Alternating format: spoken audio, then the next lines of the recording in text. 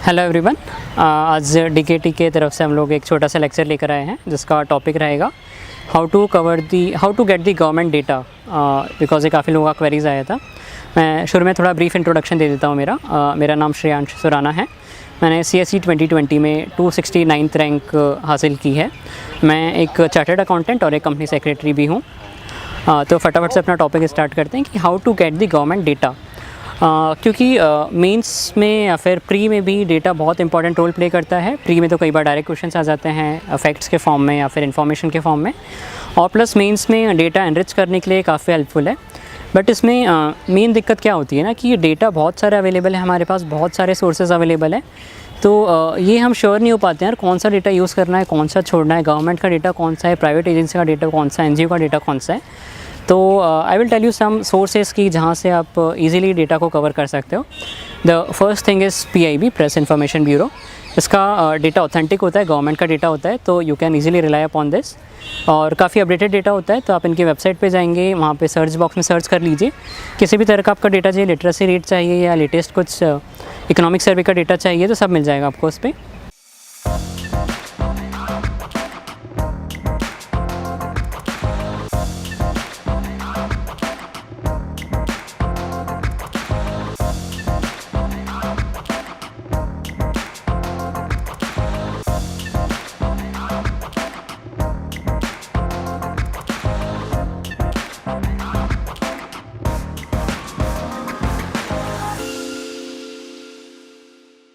Search कर लीजिए, उससे रिलेटेड न्यूज़ आइटम मिलेगा, उसको पढ़िए, उसमें कहीं ना कहीं डेटा होता ही है।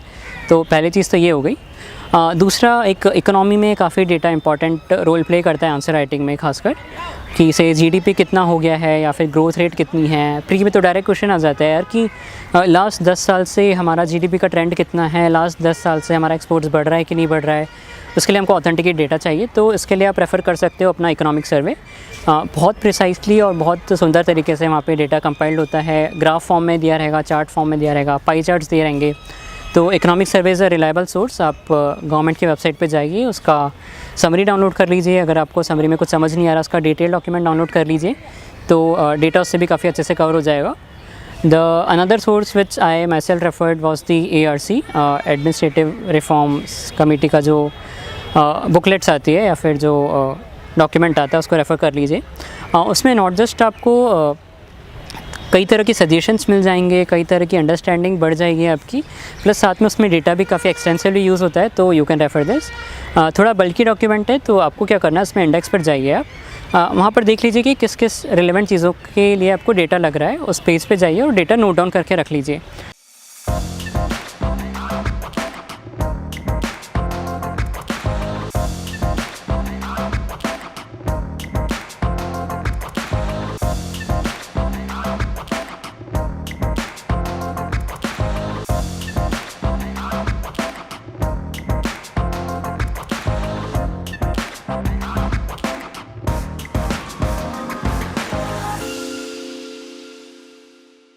तो ये कुछ 3-4 सोर्सेज हो गए। उसके अलावा अगर आपको कुछ स्पेसिफिक डेटा चाहिए, फॉर एग्जांपल कि यूनेस्को वर्ल्ड हेरिटेज साइट्स कितनी हैं, नेशनल पार्क्स कोई नया ऐड हुआ है क्या, कोई रामसर साइट ऐड हुई है क्या, तो हम गूगल करते हैं, बहुत अलग अलग इन्फॉर्मेशन मिलती है। I would better suggest you या तो आप डायरेक्टली यूनेस्को की वेबसाइट पे जाके देखिए, या फिर अगर नेशनल पार्क्स वगैरह आपको देखना है तो डायरेक्ट गवर्नमेंट ऑफ इंडिया की वेबसाइट्स हैं, उस पर जाके देखिए।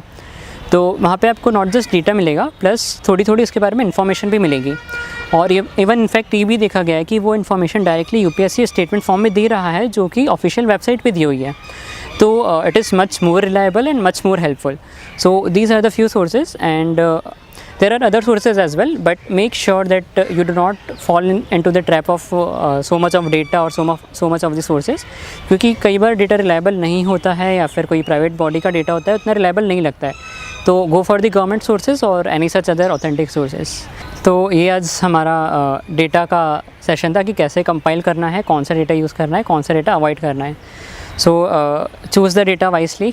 बहुत ज़्यादा डेटा याद भी नहीं करना है, कंपाइल कर लिए, जहाँ पर रिलेवेंट है वहाँ पे यूज़ करिए और प्रॉपर डेटा यूज़ करिए।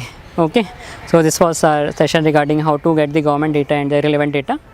So this was all about it. Thank you.